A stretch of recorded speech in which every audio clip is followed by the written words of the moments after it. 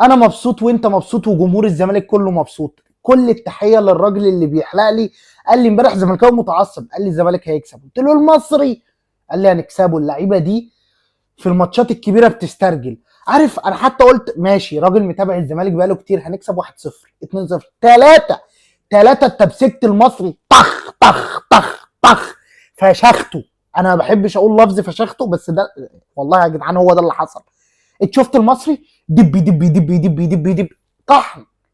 وهقول لك ليه طحن وليه الزمالك حلو قوي. الله يا نيك فيريرا، الله محمد اسماعيل، الله عدي الدباغ اللي اكتشفنا انه مهاجم صح، الله اخوان الفينا، الله ناس كتير قوي. استفدنا من ناس كتير قوي في ماتش النهارده. عايز بس قبل ما اقول لك كل ده اقول لك بمناسبه ان الزمالك رقع المصري 3 النهارده، تخفيض تخفيض. شوف انا الشباب اللي معايا في اللعبه والمفروض اسالهم قبل التخفيض، معلش مش هسالكم. الزمالك رزع المصري 3-0 يبقى تخفيض على لعبه انفورم. بص يا ريس، الزمالك رزع النهارده 3 يبقى نوريكم اللعبه. انا طفيت الاضاءه بس عشان يبان الكروت. هطلع لك كارت دونجا. دونجا موجود يا باشا، كارت دونجا لازم اطلع لك كارت دونجا. دونجا عمل ماتش النهارده يستحق التخفيض على لعبه انفورم.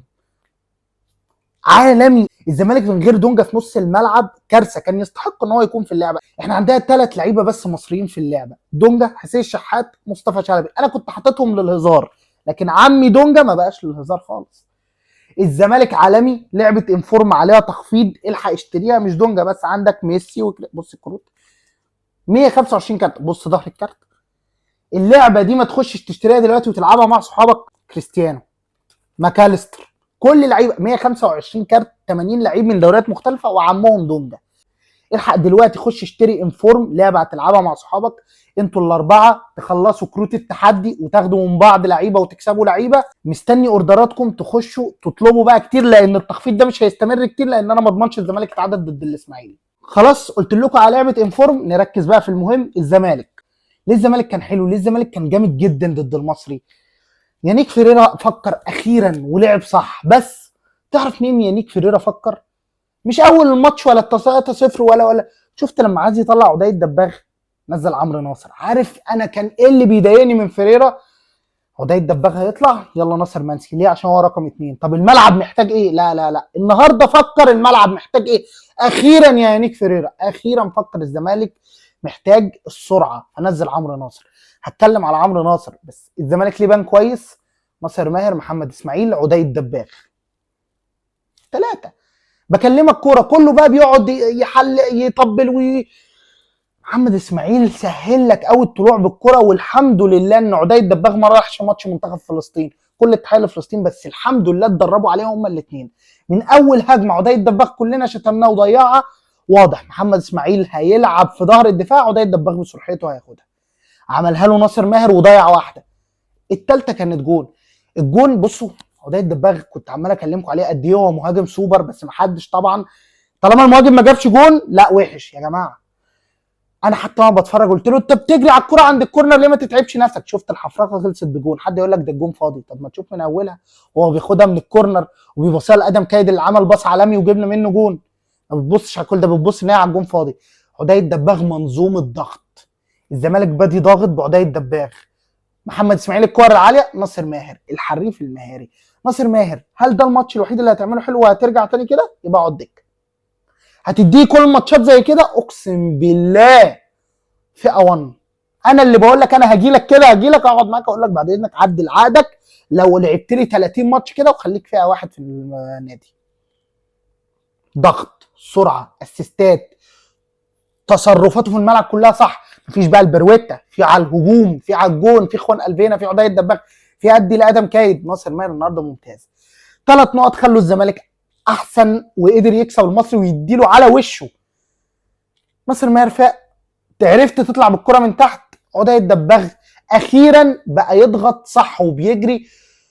عدي الدباغ كان ميزته دايما هو السرعات في ظهر الدفاع، ما كانش بيعمل كده في الاول، عملها. شفت اللي حصل؟ الزمالك قبل كده كان عنده عجز في الكوره، عجز في الطلوع بالكوره. جه محمد اسماعيل قال لك بالراحه والله، اهي محمد اسماعيل ما عندوش اخطاء، عنده اخطاء. الكوره العاليه عنده سيئه. هتبقى ازمه بالنسبه لنا لو لعبنا مهاجم طويل، بس المفروض حسام عبد المجيد يفوق في الحته دي. الزمالك لعب بمحمد صبحي، عمر جابر، هحييك على الجول بس هنتكلم، حسام عبد المجيد، محمد اسماعيل، بنتايج. دونجا دونجا دونجا دونجا دونجا، عبد الله السعيد، ادم كايد، خوان الفينا، ناصر ماهر، عدي الدباغ. ابتدينا اول نص ساعه ضغط ضغط ضغط، ده اللي كنت عايزه، واقسم بالله كنت بتمنى نجيب الجون، والحمد لله الجون ان هو جه في اول نص ساعه قبل الكولينج بريك، ميعاده ممتاز.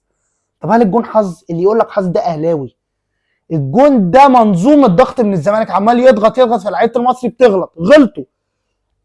تحيه لعدي الدباغي اللي جري عليها لحد الكورنر، تحيه لادم كايد اللي عمل الباص صح، وناصر ماهر اللي فايق، فجبنا الجون. هل الزمالك كان؟ لا، ضغط ضغط ضغط ضغط ضغط من ناصر ماهر وعدي الدباغ وخوان الفينا وادم كايد، الاربعه كانوا بيضغطوا ضغط نار. خوان الفينا قطع كوره، ناصر ماهر قطع كوره، ادم كايد قطع كوره ووداها لناصر ماهر، كله بيضغط. عدي الدباغ قطع كور قد كده. هو ده الزمالك. طب لما كانوا بيعدوا من الكوره، كنا لما نستخلص بقى الكوره، يجي محمد اسماعيل يقول لك انت عندك ازمه، صح؟ مش عارف تطلع بالكوره اهي، حسسك انها سهله وبسيطه، مع ان الونش كان بيشلني. طب هل يلعب على الونش دايما؟ هي المشكله في محمد اسماعيل الكور العاليه، هيتعبنا في الموضوع ده. دونجا، دونجا الشوط الاول عمل سيمفونيه محدش هيتكلم عليها في استخلاص الكور. دونجا كان كساحه نص ملعب. طب زي محمد اسماعيل خلاص بقى هو دونجا الاساسي؟ لا، دونجا يا جدعان فيه مشكله، بيبطئ رتم الملعب، هي دي مشكلته. فما بيبانش ضد الاهلي، لان ضد الاهلي انت ما بتحتاجش رتم سريع، انت بتلعب على الهادي. دونجا بقى ضد الفرق اللي بترجع لك ورا، يا لهوي، بيبقى بطيء جدا لان هو بياخد الكره. طب عمل ماتش واحد؟ عمل ماتش عالمي، كساحه الغام. انت لو كان بيلعب سيف جعفر المصري كان دلعك.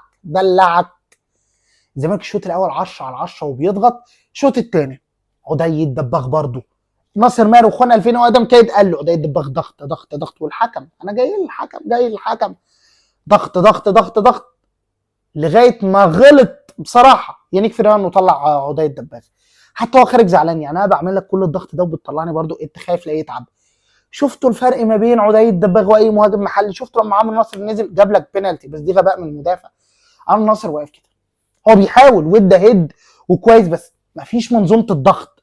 الماتش ده انت كنت عايز حد يضغط واختراقات في ظهر الدفاع. شفت اي اختراق في ظهر الدفاع المصري لما نزل عمرو ناصر؟ لا، عشان مش عدي اللي كان بيعمل لك الموضوع ده. عدي الدباغ اهم واحسن مهاجم في نادي الزمالك، عشان بس ما نرغيش كتير. رجعنا ورا وابتدينا هجمات مرتده. الجون الثاني رجعنا ورا وابتدينا هجمات مرتده، طلع عدي الدباغ، فالزمالك ما بقاش يعمل هجمات مرتده، والمصري ابتدى يضغط. جه احسن لعيب في الزمالك مهاري، اخونا الفينا قال لك ثانيه واحده بس، عدي الدباغ طلع وما بنضغطش وما بنعملش اختراقات. واحده كره شراب، ايه واحده كره شراب خلصني، ما ترغيش معاك كتير. تك تك.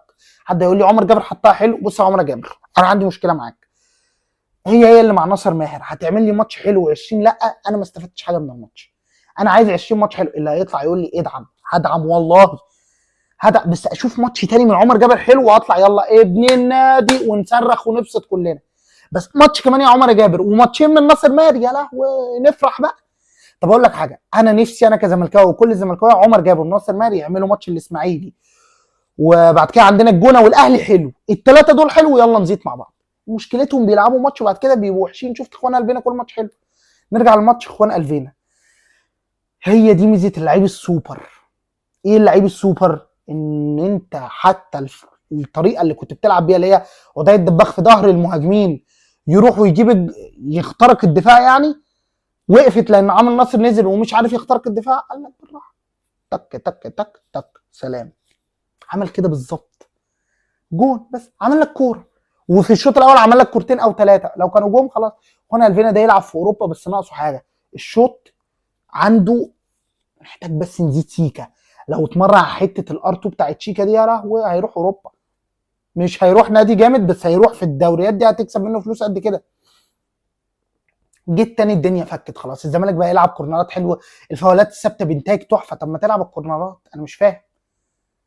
وقف الدفاع الزمالك في لمسه بصراحه، ما تزعلوش مني، في مهزوزين في برضو ان حسام عبد المجيد بيسيب مكانه وبيطلع. لو وقفنا صح في الدفاع قدرنا نقف صح وبلاش حسام عبد المجيد يطلع والاوفسايدات وفي ظهر عمر جابر، لما تلعب الاهلي ويضغط عليك باذن الله تقدر تعمل نتيجه كويسه جدا ضد الاهلي. انا بقول لكم اهو. تقييمات ماتش العالمي، الماتش كلها فرحانين من احلى ماتشات الزمالك اخر 5 سنين او 3 سنين. المصري صبحي 7 من 10 او 6 عشان الكره اللي عدت في اول ماتش دي كان هيجرى لي حاجه فيها. عمر جابر ابن النادي 8 من 10، بس قلتها لكم في الحلقه هتديني 20 ماتش بعد كده وحش يا ريتك ما جبت الجول. اديني الماتش ده حلو واربعه كمان بعد كده ريح ماتش. استمراريه يا عمر يا جابر 8 من 10. محمد اسماعيل حللك مشاكل كتير في الطلوع بالكره، ده احنا ما كناش نعرف يعني ايه مدافع بيلعب برجله. 9 من 10، بس الكور العاليه خد بالك منها عشان اتاخدت منك مرتين. حسام عبد المجيد 7 من 10، برضه مشكله ايه؟ بيطلع ويسيب مكانه، بقولها عليها الموسم اللي فات. بنتايج احسن ماتش ليك في الموسم، محتاجين ظبطه لان انت هلكت بدنيا. معاك ادم كايد كان بيرجع كل كره لحد ال6 يارده، بتسيب مساحات كتير قوي. 7 من 10 عشان قطعت كذا كوره، كنت قافل على دغموم اخطر لعيب في الدوري جايب 4 اجوان. دونجا عرفت قيمتك يا ابني، اقسم بالله لما دقت طعم سيف جعفر عرفت قيمتك والله. 9 من 10. الزمالك من غير دونجا بيبقى كارثه، بس دونجا ماتشات الاهلي مش دونجا بتاع وي وي وي. 9 من 10 على الاداء ده. عبد الله 7 من 10، محتاجك تصغر 3 سنين. لو في ايدي حاجه ترجعك شباب 3 سنين 7 عبد الله لازم يريح ماتش او ماتشين عشان يقدر يلعب ماتش الاهلي. ناصر ماهر 9 من 10، ونفس الجمله اللي قلتها على عمر جابر. هتديني 3 ماتشات كده هفرح بيك، هترجع وحش زي ما انت كارثه. ادم كايد 5 من 10 عشان الباص، بس برضه يا ادم كايد نفس اللي هقوله على عمرو ناصر. الاساسي بتاعك يعني الاساسي ما بيلعبش اللي هو تشيكو بنزا، جز شويه مفيش جزه، في لمسات يعني انت وديت جون لناصر ماهر تحفه الجول الاول، بس فين الجزازان؟ فين نفس ايه عمرو ناصر برضه ما بيجزش. 5 خوان الفينا. بص ان انا قايم خوان الفينا دي قله ادب بصراحه. 8 9 10 قيموه انتوا، انا مش هقيم خوان الفينا، لعيب عالي قوي، بس تاذنك يا عم خوان الفينا نظبط حته الشوط شويه بس، وشكرا ودمتم سالمين. عدي الدباغ افضل مهاجم في نادي الزمالك، تقييمي ليه محطه هجوميه، محطه ضغط، وهفضل في ظهرك حتى لو ما جبتش جون تاني، لان انت مهاجم صح وبتضغط صح، وعرفنا لما نزل عمرو ناصر ان انت بتضغط وعامل شكل هجومي للزمالك. انا بالنسبه لي النهارده عدي كان 10 من 10، يمكن الانذار حتى اتظلم فيه 9، بس نجم المباراه بالنسبه لي ناصر ماهر. نجوم المباراه ناصر ماهر، عدي الدباغ، وعندك دونجا ومحمد اسماعيل. لا الزمالك كله النهارده نجوم مباراه بصراحه، كلهم ممتازين. اللي نزلوا عام ناصر 6 من 10، جبناها ضربه جزاء وادانا هيد. احمد شريف والباقي لم يختبروا، حتى معالي ما عملش حاجه. تقييمي ليانيك فيريرا 10 من 10. تغييراتك اللي خلتني اديك 10 من 10، تغييراتك ممتازه، حتى تغييره عدي الدباغ كانت تتاخر 10 دقائق بس. قريت كذا كومنت على النت يقول لك يا ريت مصطفى شلبي كان يفضل قاعد يا جماعه، وسيف الدين الجزيري. عيب جمهور الزمالك بينسى مصطفى شلبي ده شل ابونا. خش على التيك توك عندي شوف الفيديو بتاع اللايف رياكشن بتاع بيراميدز، مدرع الكوره ما تضيعش. لا ادم كايد وشيكو بنزا في اوحش حالاتهم وبنتقدهم يعملوا 100 من مصطفى شلبي. شيكو بنزا الجونين اللي جابهم ما يجيبهمش كابتن مصطفى شلبي. ادم كايد الباصين اللي عملهم في ماتش سيراميكا والباص بتاع النهارده ده ما يعملوش مصطفى شلبي. مصطفى شلبي بيشلك. حكم مباراة النهارده انا غالب 3-0 وفرحان، بس انا شامم ريحه مش حلوه. ايه القرف ده؟ بقالنا كذا ماتش في حاجات غلط بتحصل، انذارات. ده دغموم ده مع احترامي طرد. محمود حماده سجن. عارف وزاره الداخليه بينزلوا حد عامل كده 6 فاولات، مش ممكن 6 منهم 2 طرد مباشر. محمود حماده كارثه. وانت ادم كايد عمل انذار. عدي الدباغ لا مش عاجبني، انت اجنبي يالا، انت انذار. ايه يا عم بالراحه على نفسك. مش كل كامل الاحترام يا محمود ناجي، ما بحبش طريقتي تبقى فيها اندفاع شويه، بس انا استفزيت يا جماعه. انا شايف ان الزمالك جايين في حاجه جايه علينا شويه. اخوان الفينا انت خدت انذار النهارده وما تستحقوش برضو. الماتش الجاي تاخد انذار عشان ما تلعبش ماتش الجونه. انت لو لعبت ماتش الجونه هيدوك انذار. انا شايف من اول التحكيم في حميه على الزمالك، هتاخد انذار ومش هتلعب ماتش الاهلي وهنلعب بعبد الحميد المعالي. هعيط. انا ما يبقاش الاهلي ما عندوش باك شمال يلعب باحمد نبيل كوكا او كريم الدبيس وانا العب بعبد الحميد المعالي. انا عايز اخوان الفينا ضد الاهلي نشوف تك تك تك تك، ما ينفعش. تقريبا انا قلت كل حاجه انا عايز اقولها. مبروك للزمالك، عوده جامده قوي 3-0. ما تنسوش تشتروا اللعبه بالاوفر، وشوفوا شرح اللعبه عندي، واعملوا لايك وشير لبيج انفورم هنزلها لكم. بيج اللعبه هي لسه في الاول، بس كده كده ما تقلقوش، يا تشتروا من عندي او من عند انفورم، اللعبه هتوصل لكم في اسرع وقت وبتخفيض ماتش المصري. لو انت واحد بتحب فيفا، فاضل 14 يوم على فيفا وتبتدي، بس انت لازم تستنى كل ده عشان تلعب فيفا وتلعب بالاخص التيمت تيم. واول حاجه بنعملها في الالتيمت تيم اس بي سي، مش لازم تستنى كل ده. اطلب دلوقتي انفورم، عليها اوفر بسبب ان الزمالك غلب المصري. ايوه عشان زملكاوي. ده كارت الاس بي سي، كارت التحدي، 15 كارت تحدي، 3 لعيبه هجوم، 1 دفاع، 2 دوري اسباني، 1 دوري انجليزي. كل اللي انت بتحبه في فيفا وبتعمله هتلاقيه في اللعبه دي. لوحدك؟ لا مش لوحدك، انت واصحابك على القهوه بينزل كارت التحدي والمفروض تخلصوه. معاكم 80 لعيب اللي يخلص التحدي الاول. طب بس كده اللي يخلص التحدي؟ لا، في كارت هات وخد ده يطلع لك يقلب الجيم. 12 كارت هات وخد، لو نزل صاحبك ياخد منك كارت يبوظ لك التحدي ويديك لعيب تعبان.